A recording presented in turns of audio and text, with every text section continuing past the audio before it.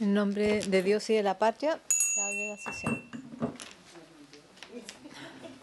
Muy buenos días, damos la bienvenida a nuestros invitados. Gracias por estar acá. Señora secretaria, ¿tiene cuenta? Presidenta, han llegado dos documentos a la comisión. El primero proviene de la senadora Ebensperger, en que solicita poder recibir al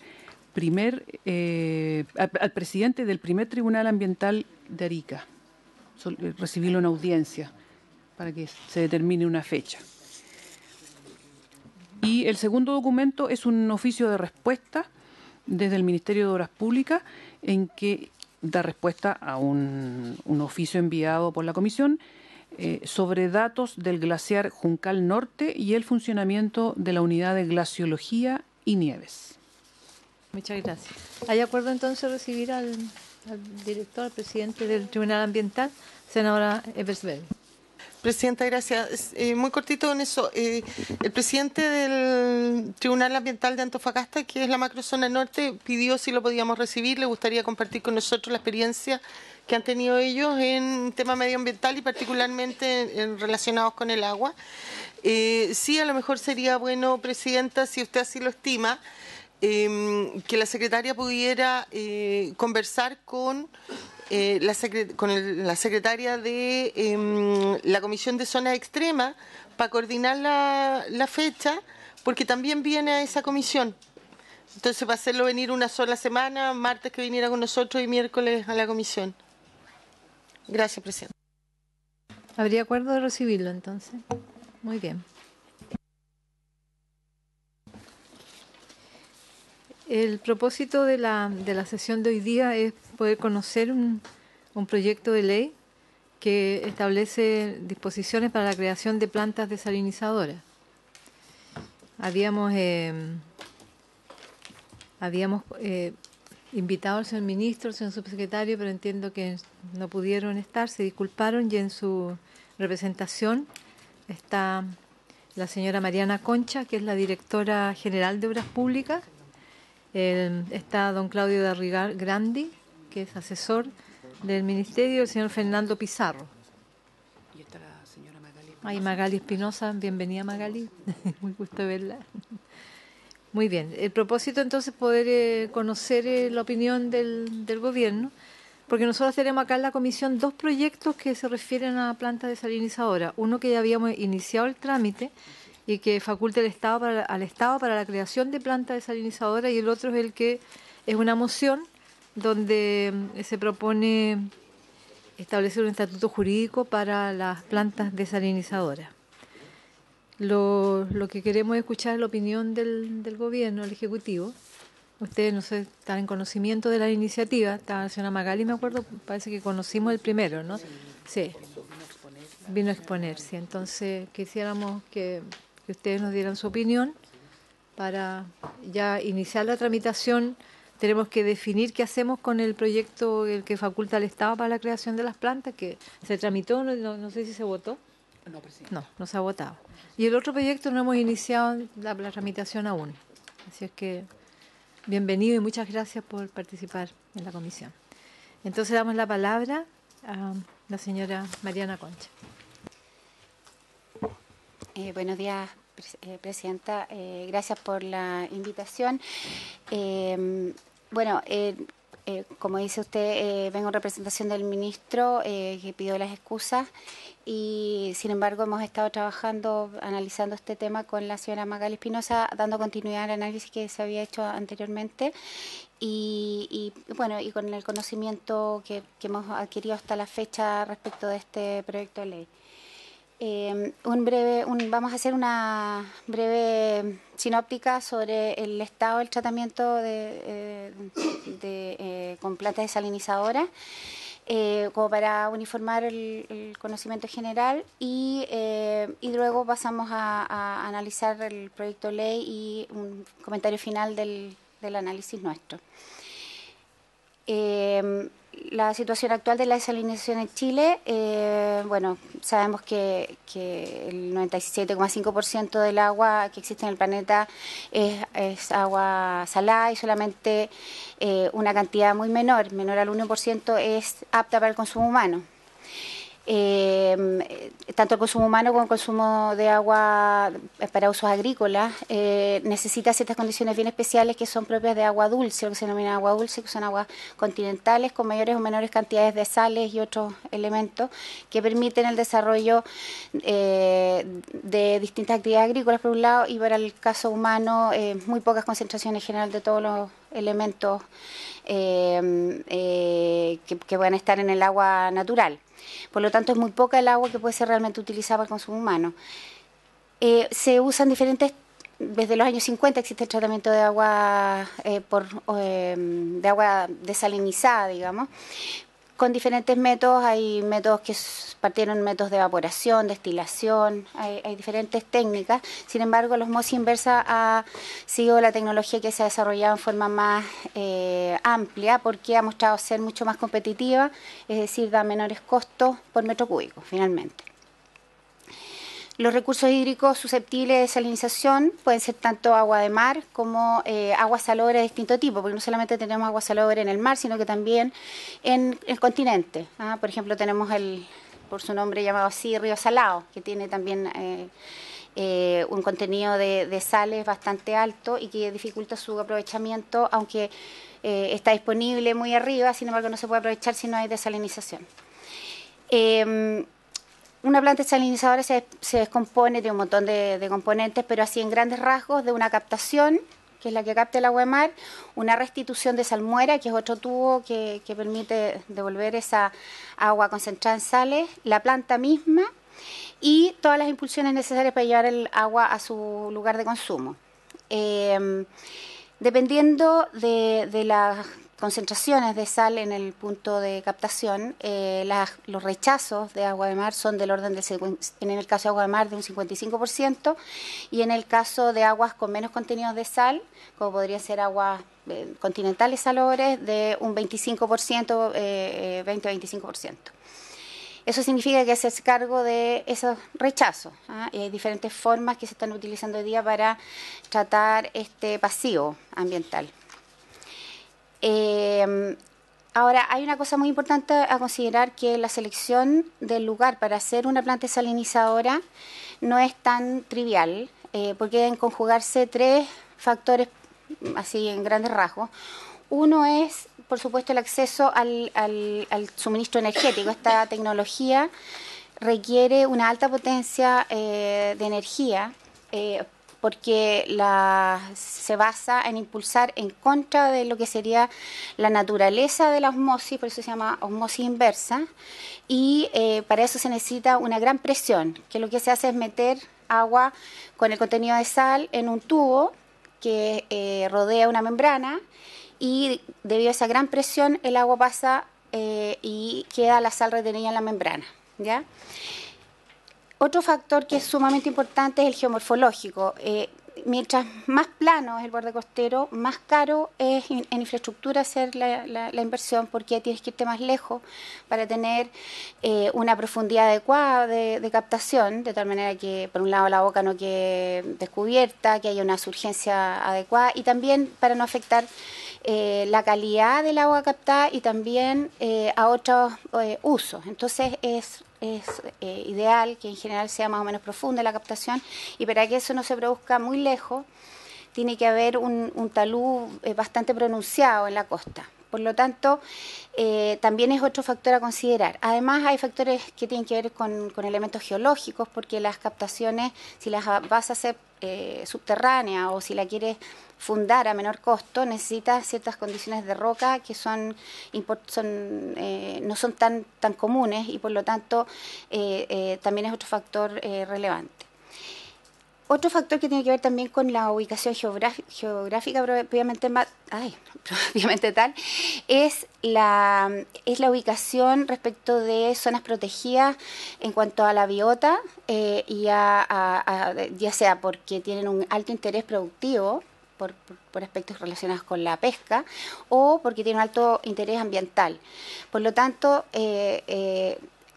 también es un elemento muy relevante y sabemos que, por ejemplo, en la zona norte del país hay muchas zonas protegidas o con alto interés productivo por su potencial, su riqueza biótica y por lo tanto no son tantos los lugares donde se pueden hacer estas actividades. Finalmente, el otro elemento, por supuesto, a considerar es la cercanía a los centros de abastecimiento, porque mientras más largo es el tubo para llevar el agua hasta los centros de consumo, más cara es la inversión y más caro es el costo de operación, porque hay que impulsar el agua hasta los centros de consumo. Por lo tanto, es necesario conjugar estos tres factores para encontrar el punto adecuado para poder desarrollar los proyectos de planta desalinizadora. Y al final, cruzando estos tres conceptos, vemos que no son tantos los puntos disponibles. El esquema, esto es un esquema general de planta desalinizadora. En general como vemos, hay una captación. Después están esos estanques de color amarillo que muestran un tratamiento primario, que lo que se hace es pasar el agua por estos tanques para que todo lo que son partículas más grandes y algas y cosas de ese tipo queden retenidas. Después pasa por unos otros estanques que filtran las partículas microscópicas, que serían los estanques de color celeste. Y finalmente, cuando ya está acondicionada el agua, eso se llama un acondicionamiento previo, pasan finalmente a esos tubos de color azul oscuro, que están al final y que son donde están efectivamente las membranas, y ahí es donde se hace el proceso de filtración. Esto es relevante considerar porque si uno no hace este tratamiento previo, las membranas duran muy poco y las membranas son carísimas. Entonces es sumamente importante todo lo que se llama el tratamiento previo. Ahora, el tratamiento previo también es importante considerarlo porque es donde se adicionan elementos químicos que hacen que sea factible tener un agua de la calidad que se necesita para poder hacer la filtración. Hoy día existe una tecnología israelita que permite el tratamiento, el acondicionamiento sin adición de sustancias químicas, pero son procesos bastante más caros. Entonces, si bien estaría resuelto el tema de la adición de elementos, no es tan fácil desde el punto de vista económico considerarlo. Entonces, lo aclaro porque se discute muchas veces respecto de si tienen o no tienen adición de sustancias químicas los desechos de las plantas desalinizadoras, el agua de rechazo. Efectivamente la tienen. Ahora hay que considerar que los aditivos que se usan para el acondicionamiento de las plantas son aditivos que son los mismos que se usan en el tratamiento de agua potable, es decir, por ejemplo, sulfato de aluminio, hidróxido de fierro, que son elementos que se usan para decantar o para hacer coagular las partículas que están en el agua. No estamos hablando de sustancias, digamos, altamente tóxicas ni nada por el estilo, que de hecho están en la naturaleza en forma natural. Lo que pasa es que cuando tú estás en un ambiente que quieres proteger, como un ambiente altamente rico, quieres evitar descargar salmueres que puedan tener estos contenidos y por eso se prefieren tratamientos previos que no contengan estos elementos, ¿no? Bueno, además, para poder hacer un proyecto de este tipo se necesita tramitar una serie de permisos ordenados de los más complejos o importantes a los menores. Tenemos primero que nada las concesiones marítimas. Existe un DFL del Ministerio de Defensa, que es el DFL 340, que es el que regula la asignación de las concesiones marítimas, del territorio marítimo. Bueno, y como vamos a ver más adelante, esto es un trámite que se inicia en la Subsecretaría de Defensa y termina en la Subsecretaría de Defensa, pero da una vuelta por un órgano que se llama la CRUP y donde se atiende una serie de consideraciones de tipo territorial justamente, pero que tiene ramificaciones hacia temas productivos, ambientales, económicos, etcétera, ¿no?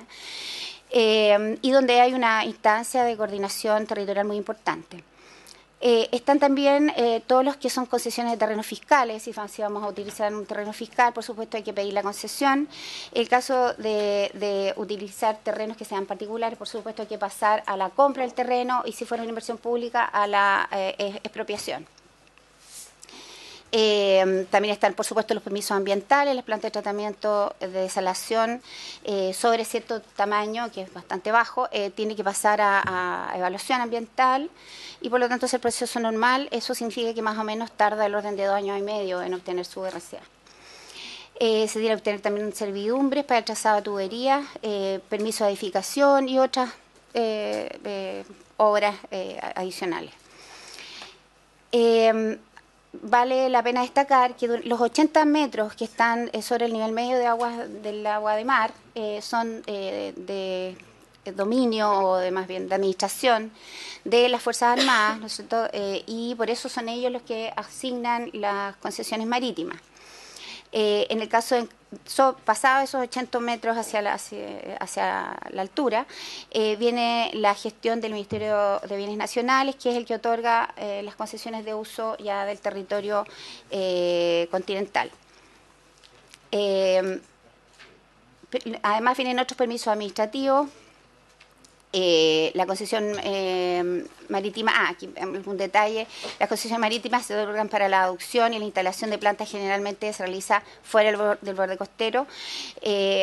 Uno aloja las obras más relacionadas con el mar en la concesión marítima y luego todo el resto de la instalación la pone en un terreno que no sea concesión para evitar, por una parte, afectar el borde y por otra parte también minimizar la vulnerabilidad de la infraestructura, las marejadas y todo este tipo de cosas. Por lo tanto, la planta propiamente normalmente está en un terreno interior y lo que está en la concesión es la toma y la restitución de salmuera. Puede haber también alguna cámara de válvula, alguna cosa de ese tipo. Las solicitudes de concesión marítima son revisadas por la Comisión Regional de Uso del Borde Costero, la CRUP. La vigencia es de 10 a 50 años. Normalmente se otorga primero por un periodo más corto de 10 años y luego se renueva por un periodo más largo. Las concesiones marítimas son otorgadas, que son otorgadas a servicios públicos como el MOP, se denominan destinaciones y tienen un tratamiento un poco distinto que cuando se otorgan al sector privado. Por ejemplo, cuando se trata de una obra de interés público, puede iniciarse la construcción cuando aún está en trámite la obra, que es el caso de los bordes costeros, que se entiende que hay una urgencia de protección y por eso se puede iniciar antes la obra. Vale la pena decir que, por ejemplo, las obras costeras, que no las desalinizadoras, sino que, por ejemplo, los bordes costeros, las caletas, las rampas, también necesitan una destinación marítima. Desde Arica hasta Coquimbo se emplaza un total de 19 concesiones marítimas, tomando el total, que están vigentes, destinadas a desalinización de agua, y existen 20 solicitudes en trámite con el mismo objetivo, según información a junio del 2017. Eso es un esquema, una foto de una planta desalinizadora de California, muy grande. Y aquí tenemos el catastro de plantas desalinizadoras con destino en agua potable. De estas 5 plantas han sido construidas por la Dirección de Obras Hidráulicas en el marco del programa de APR, que hoy día se pasa a llamar Servicios Sanitarios Rurales, y que están operando.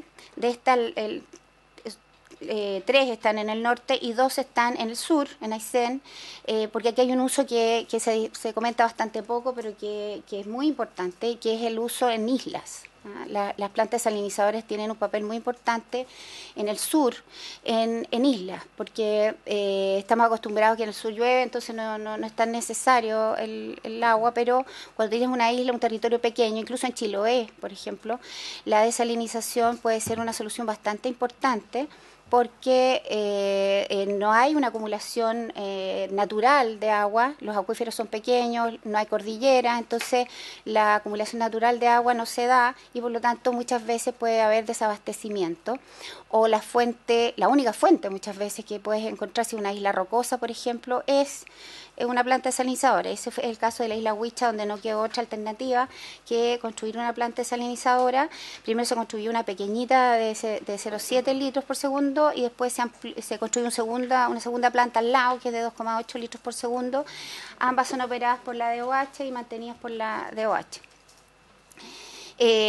Otro punto destacable es, por ejemplo, la planta de Chanaballita, que fue diseñada y construida con el objetivo de abastecer. Bueno, esta planta está ubicada más o menos 100 kilómetros al sur de Iquique, y el objetivo era generar un centro de producción de agua dulce no tan lejos de los APR como era Iquique, porque llevar el agua de Iquique hasta los centros de consumo como Caleta María, San Marcos, Chanaballita, es muy lejos, entonces sale muy caro llevar el agua, y además cualquier problema que haya en el camino o un accidente puede evitar que ahí sean abastecidos estas APR. Entonces lo que se pensó fue concentrar la producción en una planta, y de esa manera que fuera más apropiado, fuera más económica la producción por una parte, fuera más fácil operarla y mantenerla, ¿ya? Además de eso, existen otras que han sido desarrolladas por las empresas sanitarias.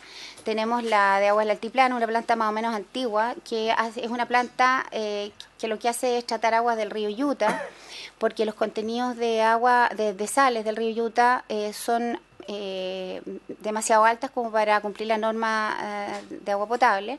Además trata agua de pozo, entiendo, ¿no es cierto? También. Y los pozos también están enriquecidos con sales, y en forma natural, y por lo tanto es necesario llevarlas al tratamiento, esas aguas, antes de entregarlas a consumo para que puedan cumplir con la norma de agua potable. También en Antofagasta, como la mayoría sabe, existe una planta de tratamiento importante de 600 litros por segundo que abastece más o menos el 60% del agua de Antofagasta. Hoy día hay un plan de desarrollo de llevar el 100% a agua desalinizada.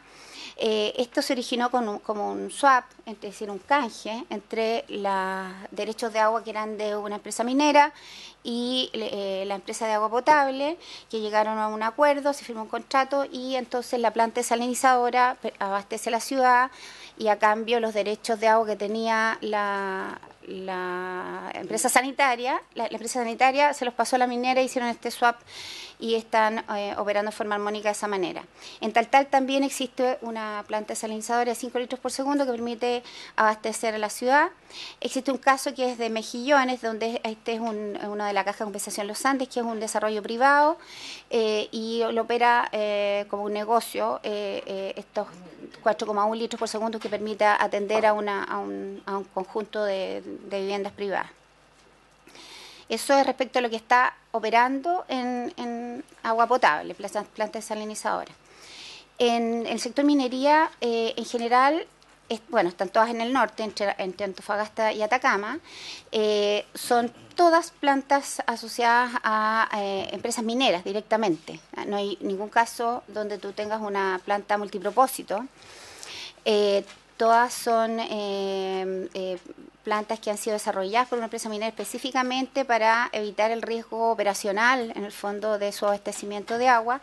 Y en general están las grandes empresas detrás, como BHP Billiton, Antofagasta Mineral, bueno, las otras no son tan, pero bueno, está Los Pelambres presentes, ¿no? SML, no sé cuál es. Bueno, Anglo American, CAP y Candelaria, son grandes conglomerados de producción minera.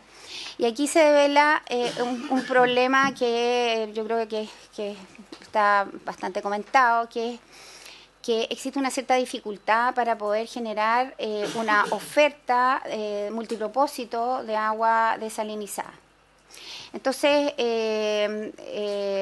nosotros suponemos que parte de la motivación de este proyecto tiene que ver con eso, con generar una oferta de producción de agua desalinizada con fines multipropósitos, que vemos que no está siendo satisfecha, ya que los grandes proyectos privados son todos asociados a empresas grandes que tienen un poder económico importante como para levantar esta inversión.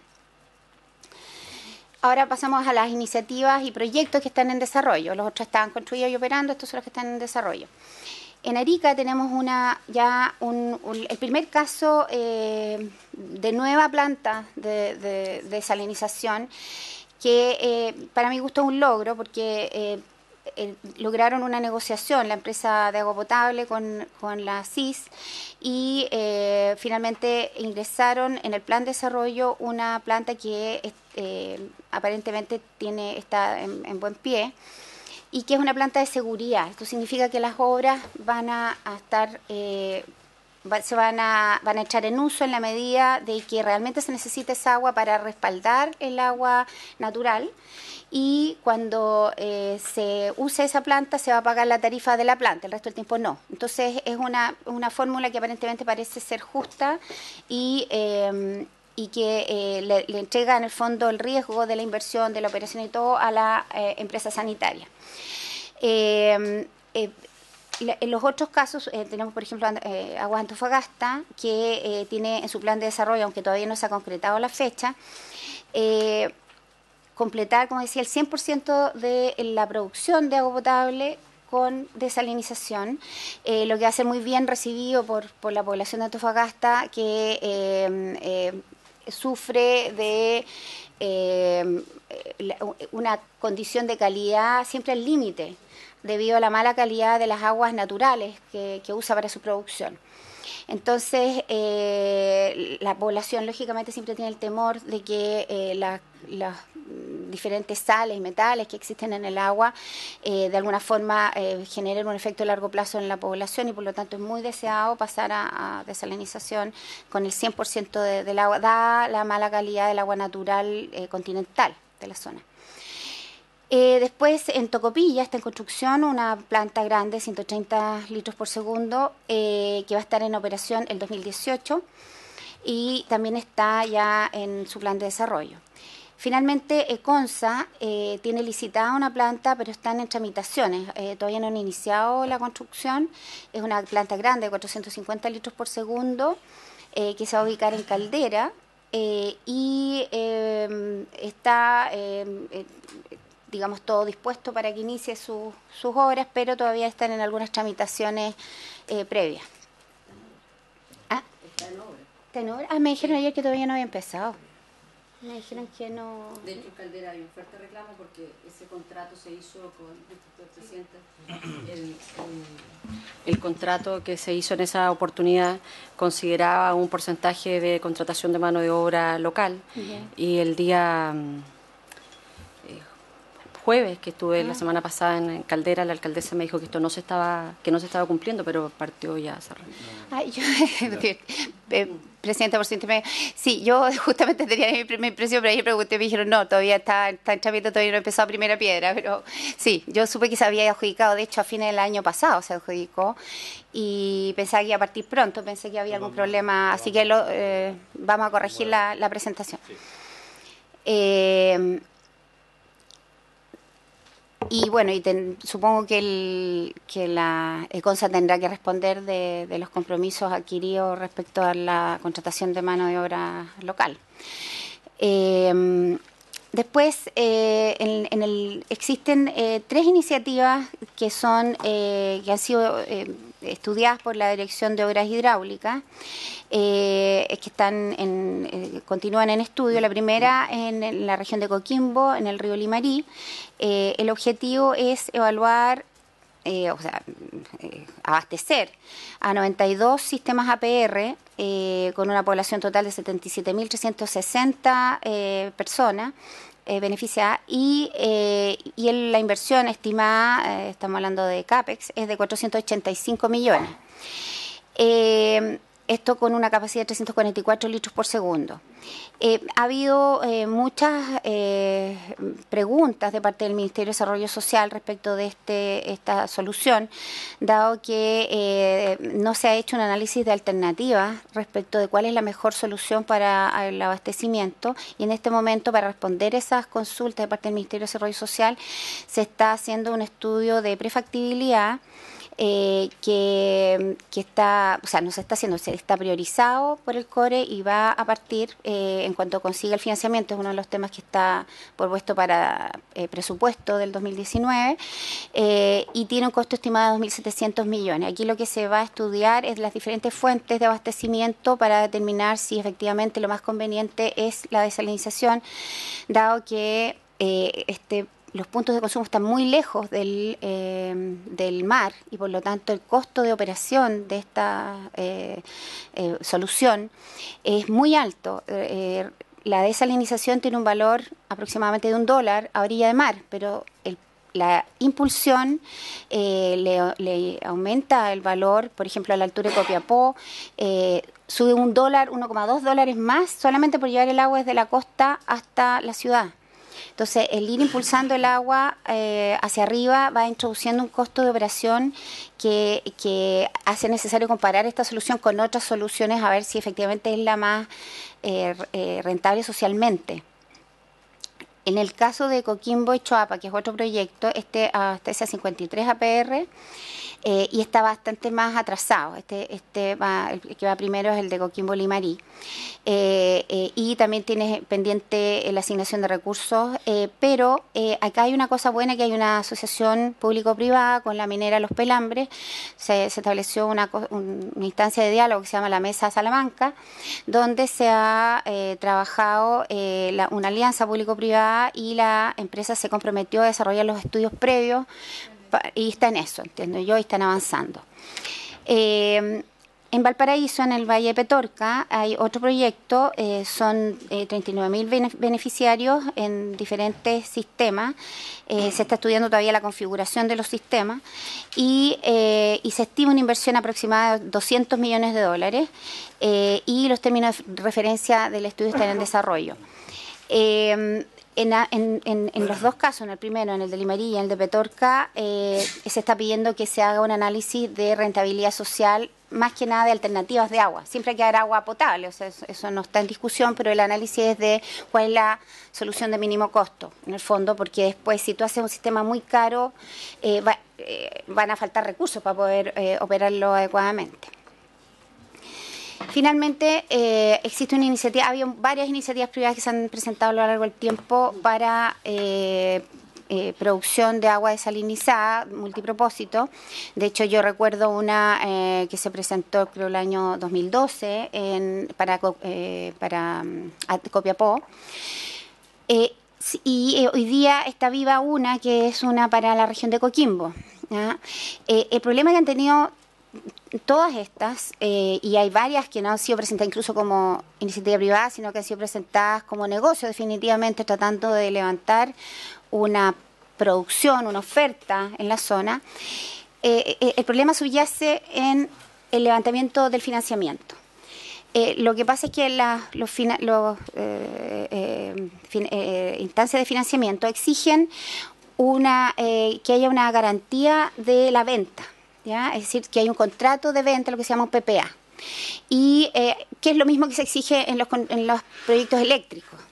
El tema es que los proyectos eléctricos es mucho más simple, porque si tú no quieres la energía en un tiempo más, tú simplemente transfieres el contrato a otro y incluso puedes ganar dinero en esa transferencia si va subiendo el precio de la energía. En el caso del agua, el agua no puede ser transferida, te entregan en un punto y es difícil que haya otro consumidor en ese mismo punto, y para poder llevar el agua a otro lugar es muy lento y es muy caro generar la conducción.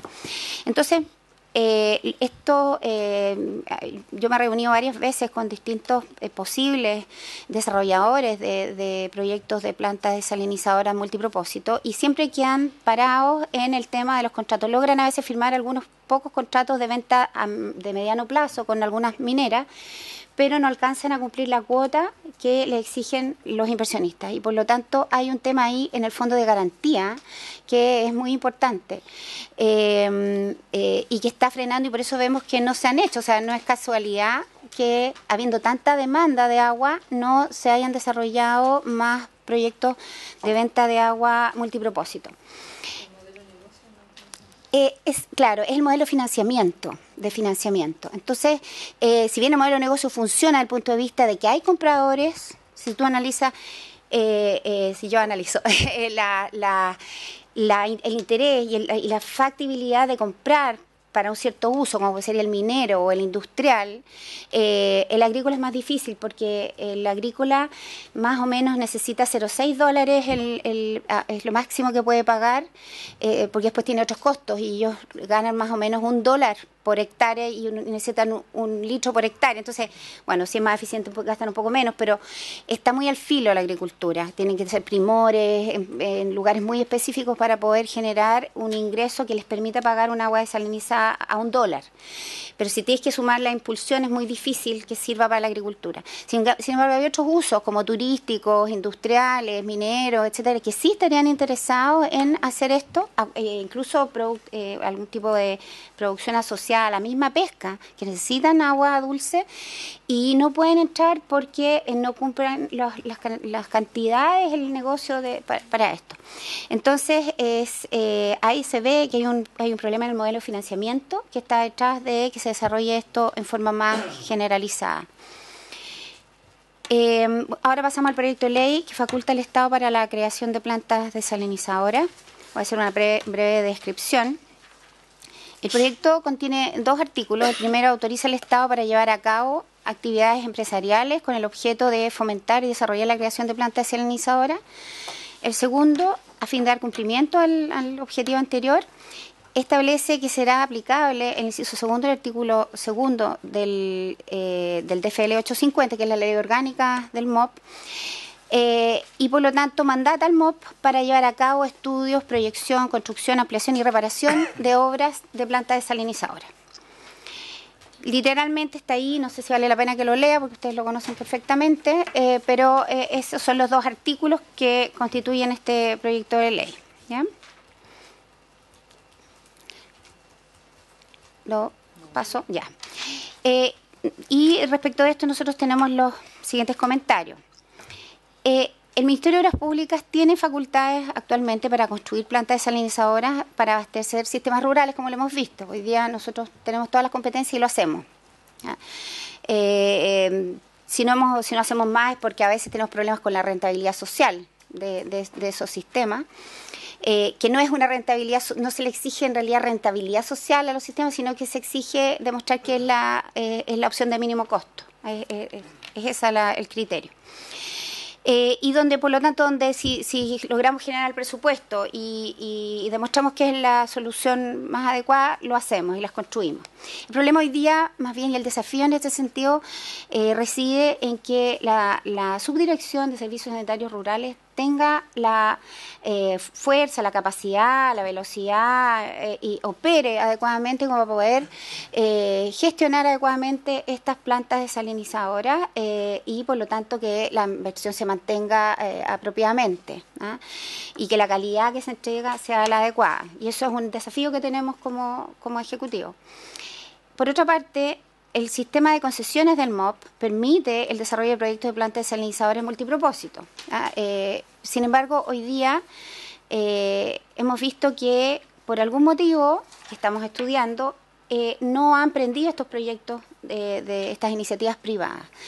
Y el análisis que hemos hecho hasta ahora es que en general estas iniciativas que se han ubicado cercanas a centros de consumo, las que se presentaron antiguamente, que fueron las de Copiapó, se enfrentaron a un problema de costo tan alto de impulsión que significaba una presión a la tarifa tan alta que finalmente hicieron que no fuera una solución viable por parte del Estado y por lo tanto no hubiera interés en el fondo. Interés no porque no hubiera interés en generar agua, sino que porque se viera que era una tarifa demasiado elevada para la población.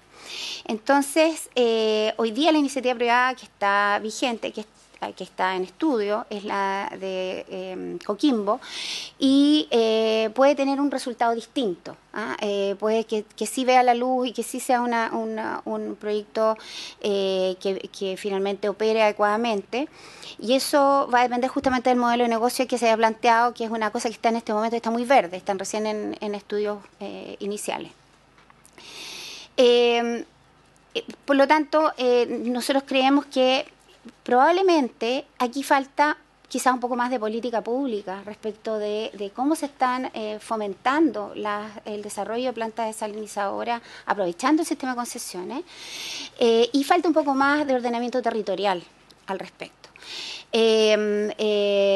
Y es un tema que nosotros estamos analizando de forma muy seria y vemos que es un desafío que hay que resolver rápidamente. O sea, realmente el freno que genera para el desarrollo, para el bienestar de las personas, la presión que genera sobre el medio ambiente, la sobreexplotación del agua, y el freno que significa también para el desarrollo, para poder generar actividad económica, el contar con agua, que no genere un daño ambiental, es tan importante que hace urgente, sin duda, contar con una solución, corregir estas dificultades o estos no buenos funcionamientos de la legislación vigente.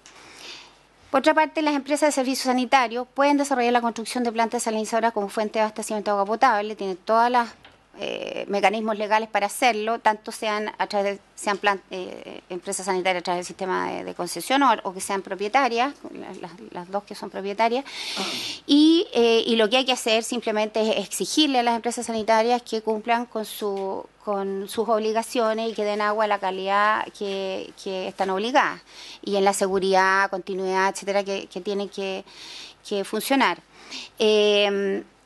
Si no hay una alternativa a menor costo que sea de agua natural, entonces tienen que ir por la opción de la desalinización y lo tienen que hacer y hay que exigírselo.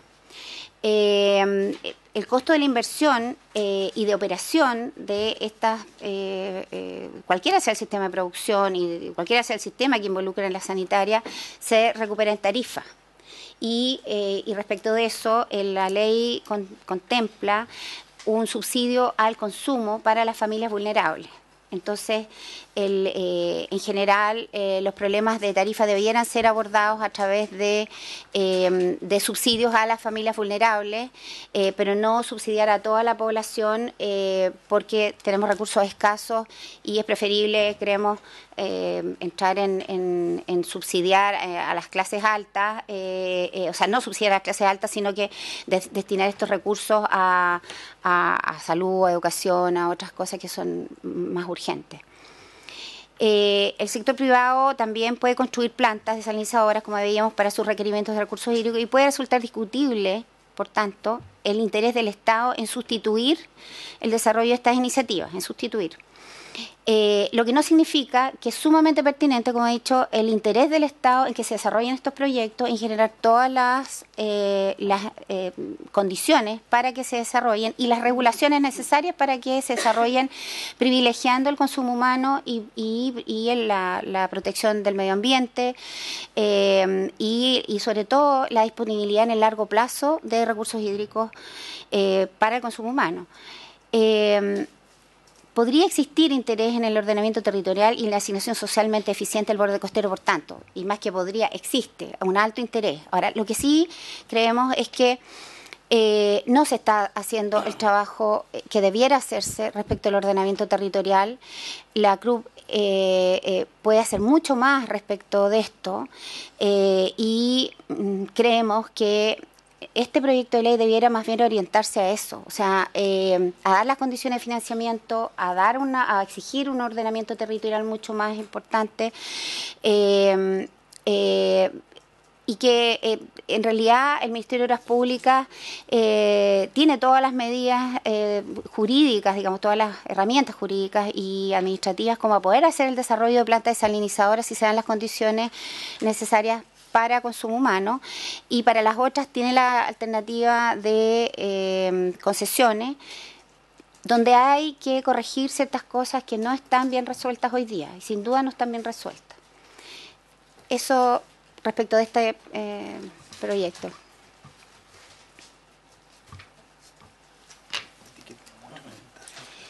Sí, no sé si quieren que haga la otra presentación que está muy relacionada con este proyecto de ley, o como prefiere, Presidenta.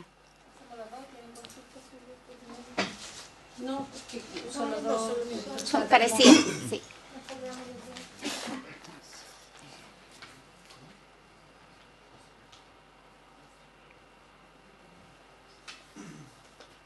Este es más breve.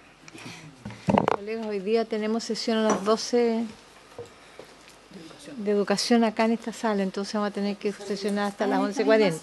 Usted ocupará, Presidente de la Comisión, esta sala, así que tenemos que hasta las 11:40 para dejar disponible. O un cuarto, porque a las 12 es la sesión. Sí. O un cuarto para las 12, 5 para las 12, porque está aquí la Presidenta. Entonces, muy bien. Bueno, este es un proyecto de ley que fue impulsado por el Senado y está en su primer trámite aquí y está aquí en la Comisión de Recursos Hídricos, ¿cierto? El proyecto de ley es sobre uso de agua de mar para desalinización. La consideración que la legislación chilena carece de normas específicas respecto del origen del derecho a captar agua marina para su utilización en el proceso de desalación. Este se ha entendido incorporado en el otorgamiento de concesiones marítimas. O sea, el Código de Aguas específicamente no regula las aguas marítimas, regula las aguas continentales. Existe la necesidad de clarificar si la concesión marítima autoriza el aprovechamiento consultivo de agua marina y las características o limitaciones de ello. Al respecto, habitualmente se sostiene que se trata de un uso común y que la abundancia de este elemento permite que de la utilización no resulte merma ni afecte el uso de otros. Otra materia no resuelta es el régimen jurídico aplicable al producto de la desalación, el agua desalada. Se carece de una definición pública en torno a las orientaciones y prioridades en el uso de mar, que compatibilicen los objetivos públicos o privados. Es indispensable que el Estado asuma un rol decisivo para cautelar el bien común en el uso de un bien nacional de uso público, garantizar el uso eficiente del borde costero, evitar el daño ambiental y maximizar los beneficios para los usuarios. Aquí están los artículos, uno por uno. Dice: el agua desalada resultante del funcionamiento de las plantas que utilicen agua de mar constituye también un bien nacional de uso público, que puede ser aprovechado por los titulares de la concesión marítima que la fundamente exclusivamente en la cantidad y con la finalidad que fueron requeridos. El titular de la concesión marítima deberá restituir a uno o más acuíferos cualquier exceso en las condiciones adecuadas para no producir daño al medio ambiente. Respecto de esto, nosotros entendemos que pasaría la concesión a ser ya no una concesión de uso del territorio, sino que sería una concesión que define una cantidad específica de agua a captar. Una suerte de derecho de agua de mar.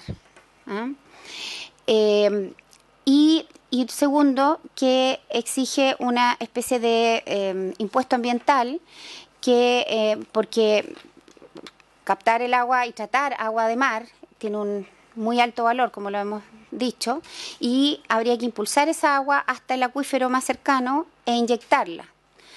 Eso entendemos del proyecto de ley, y que se fijaría, entendemos la CRUB y luego la Subsecretaría de Defensa, definiría cuánta agua para cada concesión que se dé tendría que ser inyectada en ese acuífero.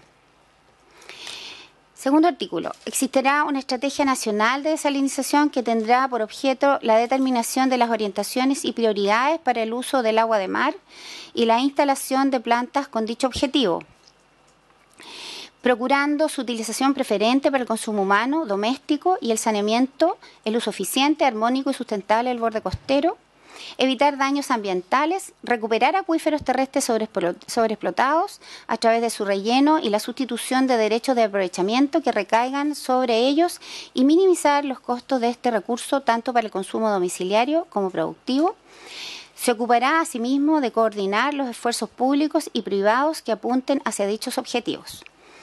De esto entendemos que se trata de que por ley exista esta Estrategia Nacional de Desalinización y que esta estrategia no solamente debe preocuparse de que exista asegurado una producción de agua para el consumo humano, doméstico y saneamiento, armónica con el entorno, sino que además entra en temas propios de los procesos de evaluación ambiental, ¿no es cierto? Porque entra en la disquisición respecto de aspectos que tienen que ver con minimizar impactos, recuperación y canjes de agua, cosas de ese tipo. Y además introduce, como decía antes, esta exigencia de inyectar agua en los acuíferos que estén sobreexplotados. Eso entendemos del proyecto de ley. Artículo 3. Modifíquese el DFL 340 de 1960 sobre concesiones marítimas del modo siguiente. Incorpórese en el inciso primero, artículo 3, la siguiente parte final. Los solicitantes de agua de mar destinadas al funcionamiento de plantas desalinizadoras deberán señalar la cantidad de agua que requieren, expresada en litros por segundo, y justificar su finalidad. Incorpórese el siguiente artículo 3 bis. Artículo 3. Siempre prevalecerá el uso para el consumo humano, doméstico y el saneamiento y para la mantención de un caudal ecológico en los acuíferos. Incorpórese en la letra B del inciso primero séptimo, entre la palabra reglamento y la coma que le sucede, la frase especialmente en lo referido a las cantidades y objetivos de extracción de agua autorizados. O sea, se asemeja un poco a lo que sería el otorgamiento de un derecho de agua, pero a través del DFL 340, que es de concesiones marítimas. Bueno, nosotros entendemos de este artículo que se fija dándole mucha más restricción al caudal que se puede captar del agua de mar, no necesariamente inmovilizando el tema territorial, sino que solamente el agua de mar que se puede captar, y exigiendo que haya una inyección que se llama caudal ecológico, aunque en realidad no ha sido evaluada a priori, sino que más bien es una cantidad de caudal que debe ser inyectada a los acuíferos, sin análisis previo de si es beneficioso o no la inyección de ese caudal, porque recordemos que hay condiciones físico-químicas propias de los acuíferos. Y finalmente que se da una prioridad al consumo humano. Respecto a este proyecto de ley, nosotros tenemos los siguientes comentarios. Si bien el proyecto de ley establece un objetivo estratégico de preservar el borde costero y zonas de este borde, apropiadas para desalinización con objetivos públicos, puede limitar las iniciativas de inversión del sector privado en aquellos sectores en donde la necesidad de recursos hídricos se satisface por plantas desalinizadoras y el Estado no tiene interés en sustituirlo. Lo que queremos decir con eso es que hay proyectos que ya están operando, por ejemplo, de desalinización, y que esto los va a agravar con una exigencia que puede hacer que continúen siendo rentables y puede ser que no. Es decir, hay proyectos que podrían desaparecer con esta exigencia. Por otro lado, podría haber proyectos que simplemente se transformen en no viables con esta exigencia, porque llevar el agua, ustedes comprenderán que producir el agua a $1 y llevarla, por ejemplo, a Copiapó, que es el acuífero sin recarga o, digamos, desbalanceado respecto a su recarga, que es el más cercano en Copiapó, es $1,2 más por metro cúbico que se inyecta. Por lo tanto, eso hace inviable cualquier proyecto de planta desaladora que se le imponga esta exigencia. Y además, el que esta sea la mejor forma de restaurar el equilibrio, que estamos sin duda de acuerdo en que es necesario, ¿no? Que sea esta la mejor forma de restaurar el equilibrio hídrico de los acuíferos, nos parece que es un tema a analizar caso a caso. O sea, no necesariamente en todos los casos la solución es inyectar agua de mar. Va a haber casos en que sí, la solución a lo mejor es un acuífero costero, y ahí creemos que la mejor manera de generar esta exigencia es más bien a través del proceso de evaluación ambiental y no a través de este mecanismo. Nos parece peligroso introducir este mecanismo de forma arbitraria para los proyectos desalinizadores, porque lo vamos a lograr con esto desincentivar el desarrollo de la desalación. Sí creemos que es necesario regular mucho más la explotación de los acuíferos y dar prioridad a través de los mecanismos de evaluación ambiental a los usos humanos y a la conservación ecosistémica y la recuperación de los acuíferos frente a todos los proyectos que se están impulsando, mineros, industriales, lo que sea, agrícolas también. Y que hay un problema además muy, muy silencioso que nadie dice, pero que mucha de la sobreexplotación de acuíferos también es agrícola.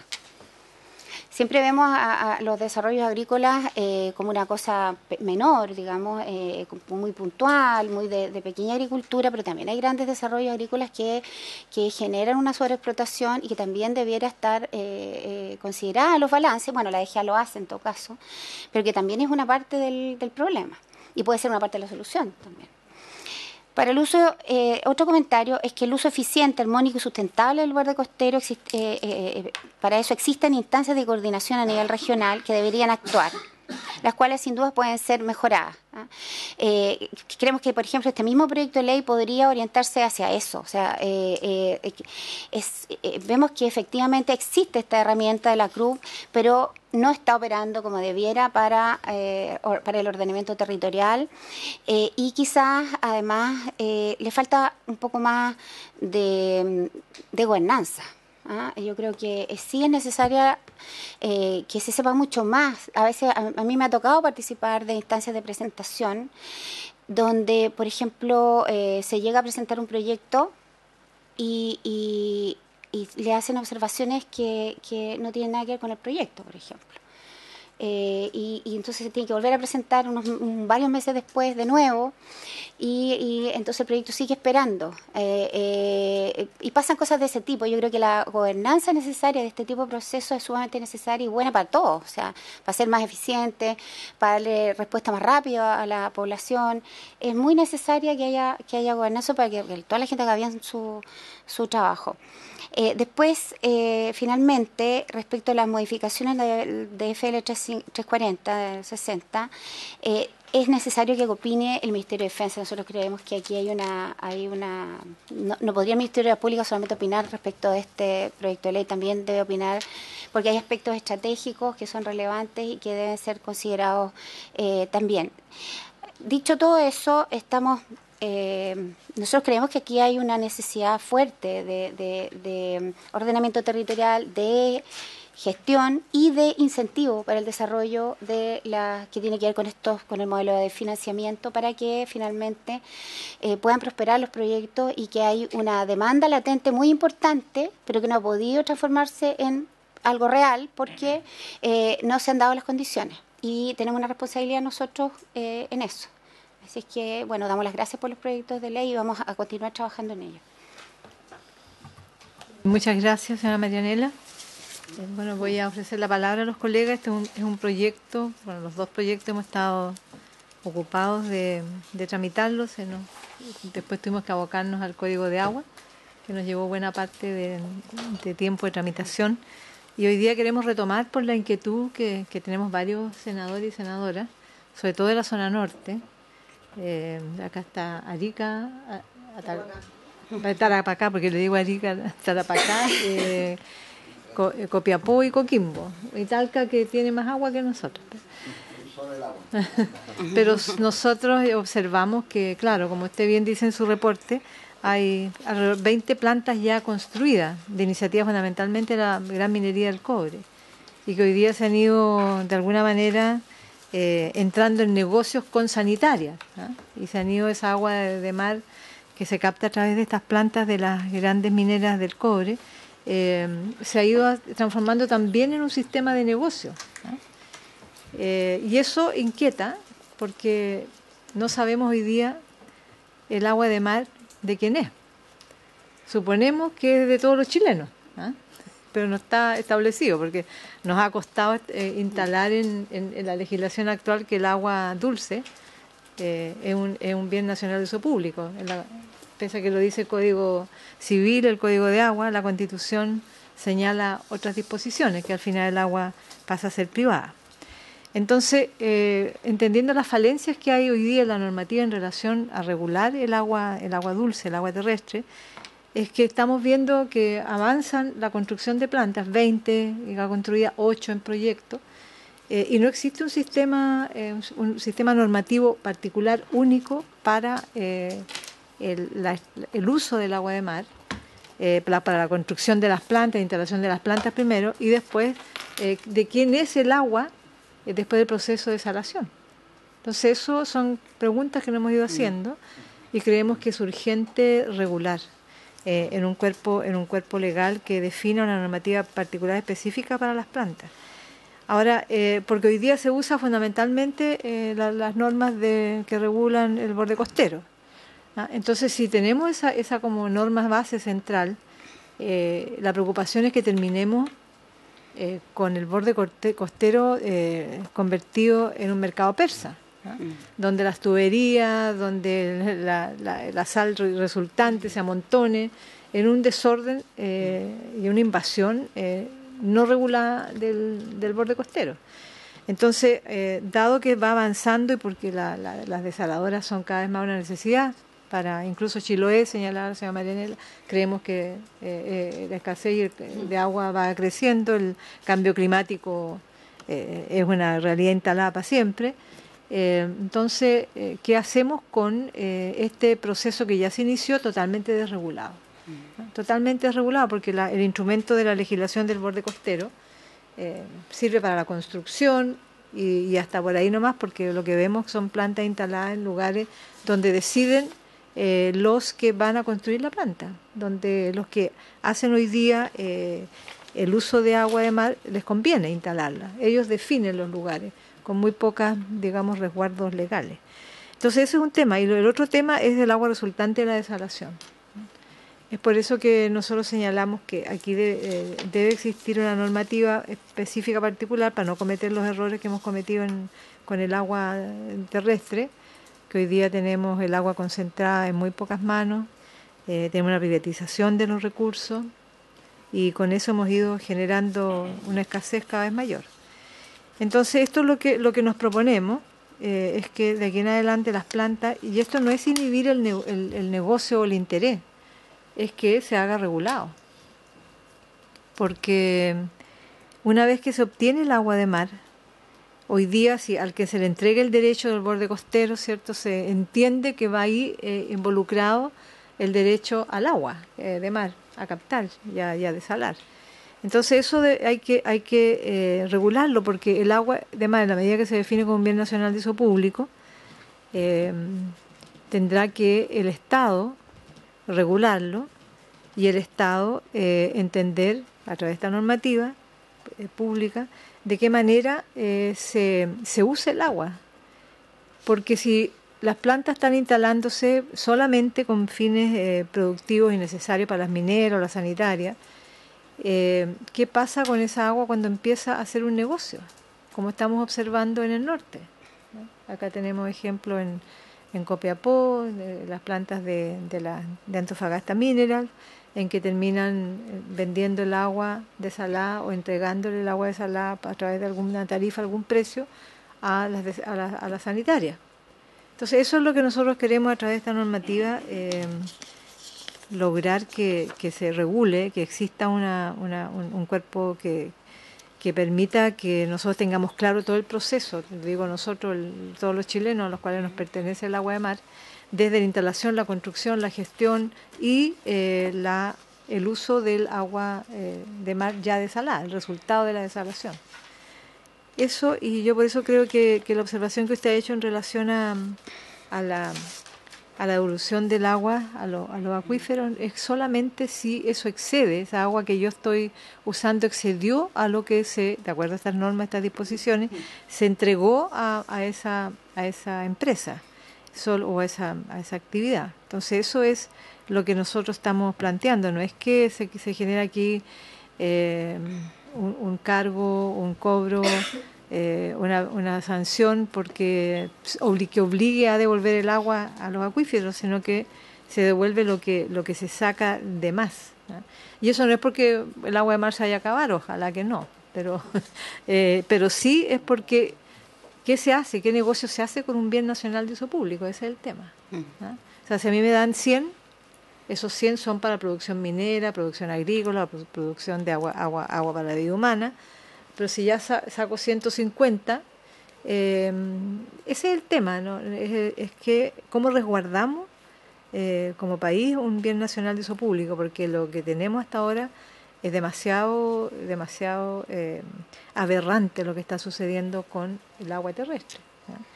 Y ese es el tema que nosotros queremos plantear en esta iniciativa, ¿no? Por cierto, yo estoy de acuerdo en los modelos de las plantas multipropósito, pero también las plantas multipropósito tienen que tener una regulación. Ya están completamente desreguladas y se basan en el sistema de concesiones del MOP, ¿no? En Coquimbo hay una experiencia que yo la he seguido mucho, la he ayudado a impulsar, porque sí creo que sería un modelo que permite ir eliminando la proliferación de plantas en los ríos, a la orilla del mar. Sin embargo, claro, tiene dificultades de financiamiento, aunque en el caso de Coquimbo hay empresas que ya han avanzado muchísimo los estudios, están entregados.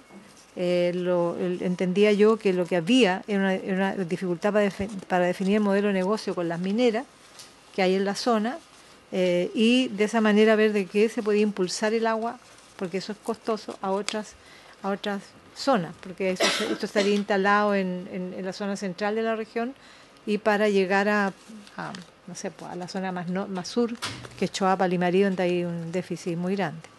Pero cualquiera sea el modelo de las plantas, sean instaladas por una sola empresa, sean multipropósito, se requiere de un marco regulatorio que hoy día no existe y que pone en riesgo. En mi opinión, ya las 20 plantas instaladas son una invasión al borde costero, sin regulación, y los impactos medioambientales tampoco están establecidos. Entonces, esa es la idea de poder tener este modelo de instalación, construcción, gestión y la definición del estatuto jurídico del agua de mar una vez desalada. Esa es la propuesta. Diputada, senadora Proboste, senadora Percival. Bueno, muchas gracias, presidente, y gracias a la expositora en el día de hoy. Efectivamente, lo que uno ve en materia hídrica no es solo una escasez desde el punto de vista del agua, sino también una escasez jurídica, porque si tuviésemos ya aprobado iniciativas como, por ejemplo, el nuevo Código de Aguas o la nueva Ley de Servicios Sanitarios, sin duda que estaríamos en otra posición, en otra condición, en otra discusión. Porque, por una parte, la modificación al Código de Aguas establece usos prioritarios, en donde no cabe ninguna duda en que el agua para el consumo humano es de la más alta prioridad. Y, por lo tanto, muchas veces cuando uno comienza a mirar en este mapa, o si uno centra solo su mirada en la región de Atacama, uno dice, bueno, ¿por qué el agua para el consumo humano tiene que competir con actividades productivas en donde la danza de millones de dólares que tienen allí para comprar acciones dista mucho de lo que puede hacer un pequeño agricultor o un ciudadano común respecto de temas de agricultura para la subsistencia? Y también hay, y en lo segundo, en esta escasez jurídica que ha dilatado tanto la aprobación del proyecto de ley de la ley sanitaria, realmente nos pone también en otro escenario. Cuando nuestra expositora hablaba respecto de que aquí se tienen que cumplir con las exigencias y los parámetros que se establecen, la pregunta de inmediato es, bueno, ¿y qué es lo que ha hecho el propio gobierno para obligar a que esto sea efectivamente una tarea y un mandato de la Superintendencia de Servicios Sanitarios? Hoy día distintos medios de comunicación dan cuenta de que hay al menos 12 comunas que no cumplen con los parámetros de calidad del agua. 12 comunas. Un diario que me imagino yo, además, el Ejecutivo lee, que es La Tercera. Pica, Turbiedad, Chañaral, Copiapó, Tierra Amarilla, Rancagua, Machalí, Cauquenes, Quillón, Tomé, Lota, entre otros. Entonces, claro, lo que hoy día uno se pregunta desde el Ministerio de Obras Públicas, que tiene la atribución de la supervigilancia también a la Superintendencia de Servicios Sanitarios, bueno, ¿qué es lo que hace el Ministerio de Obras Públicas para que las exigencias de parámetros de calidad de agua se cumplan? Y como la legislación en eso es tan débil, nos encantaría ver al Ministerio de Obras Públicas empujando con energía que el proyecto de modificación a la Ley de Servicios Sanitarios pueda ver pronto la luz, un proyecto que la Cámara de Diputados aprobó prácticamente por unanimidad en diciembre del año 2016. Me gustaría preguntarle a la expositora si es que pudiera ella a lo mejor ahondar en los temas de la gestión integrada del agua, porque uno de los problemas que tenemos es precisamente cómo se genera la gobernanza del agua. Y en ese sentido, a uno le gustaría ver que hoy día, a propósito de la ley de descentralización que el Parlamento ha aprobado y debiera encontrar en pleno funcionamiento, se colocaran uno de estos temas referidos en el traspaso de competencia. Solo a modo de ilustración, la instalación de las nuevas estructuras de organización de los gobiernos regionales establece los traspasos de competencia. Estamos atrasados porque esto se debió haber hecho hace ya bastantes meses atrás. El 5 de junio vencía el plazo para establecer los reglamentos de las zonas rezagadas. En este año se retiraron los reglamentos que daba cuenta de cómo se implementaba las 3 nuevas divisiones de los gobiernos regionales que fueron aprobados y financiados en la ley de descentralización, pero también cómo hoy día ustedes desde el Ministerio de Obras Públicas están mirando lo que la ley considera como traspaso de competencias a las regiones. Y lo digo particularmente porque aquí se ha hecho referencia en varios momentos al rol de la CRUP, una instancia público-privada en donde uno ve participación muy diversa desde el Ejecutivo, intendentes, gobernadores, varios CEREMI, directores regionales, pero también alcaldes, gobernador marítimo, y por otro lado un conjunto de representantes del sector privado que forman parte de este consejo. Pero cuando uno lo ve en la práctica, finalmente igual las decisiones las toma la Subsecretaría de Marina. La comisión establece sus procedimientos, pero una buena parte de lo que ocurre en el borde costero son tomadas por la Subsecretaría de Marina. ¿No consideran ustedes que a lo mejor esto sería parte o debiera ser parte del traspaso de competencias, particularmente en lo que dice relación con este tema puntual en materia de ordenamiento territorial, de utilización del borde costero? Porque tal como lo señala la presidenta, lo que uno ve hoy día es una proliferación absolutamente desintegrada de instalación de plantas de desalinización. Me gustaría preguntarle, porque en su presentación nunca se abordó el tema, y me gustaría saber cómo conversa la instalación de las plantas de desalinización en caletas pesqueras. De eso ya hay harta experiencia. Partieron en la región de Coquimbo, esas ya están en funcionamiento, otras en la región de Atacama.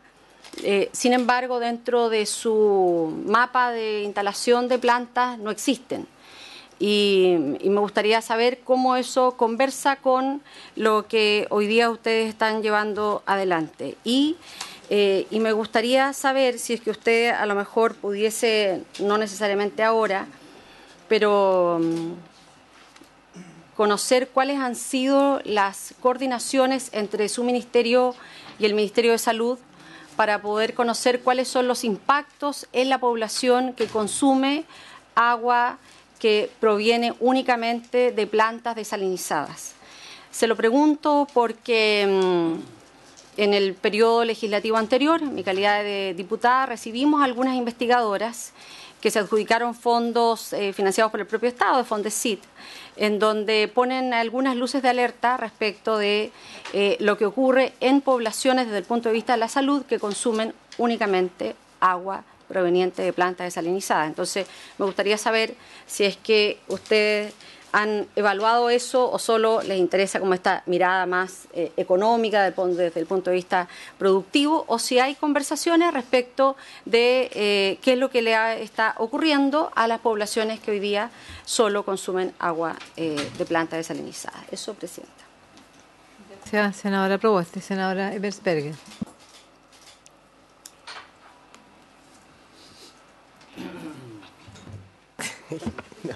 Gracias, presidenta.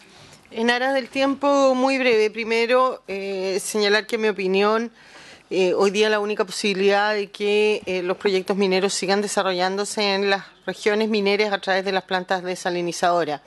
No veo que exista otra posibilidad, o a través de los swap, ¿no es cierto?, pero que pasan también por tener plantas desalinizadoras. Sin duda que es un tema de interés de regular. No sé si sean estos los proyectos adecuados. Sería importante, así como hoy día el MOB nos hace una exposición de su visión de estos proyectos, también sería interesante a lo mejor que ellos presentaran una proposición de regulación en estas materias, ¿no es cierto?, para conocerlo, o a través de indicaciones el día de mañana. Pero creo que eso es interesante. Y respecto de las plantas desalinizadoras, un tema puntual de lo que pasa con la planta desalinizadora que se construyó en la región de Tarapacá, en la caleta Chanaballita, esa planta que es de inversión de osmosis inversa.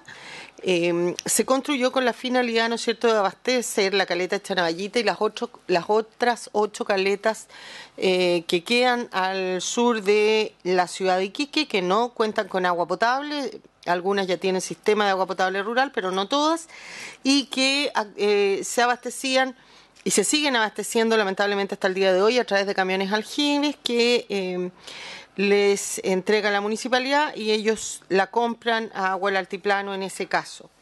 Para evitar esto, se construyó esta planta que hasta el día de hoy no ha producido el efecto buscado, ¿no es cierto? Es una planta que comenzó, que está entregando agua a Chanaballita, pero que no ha cumplido con el objetivo de abastecer al resto de las caletas, básicamente.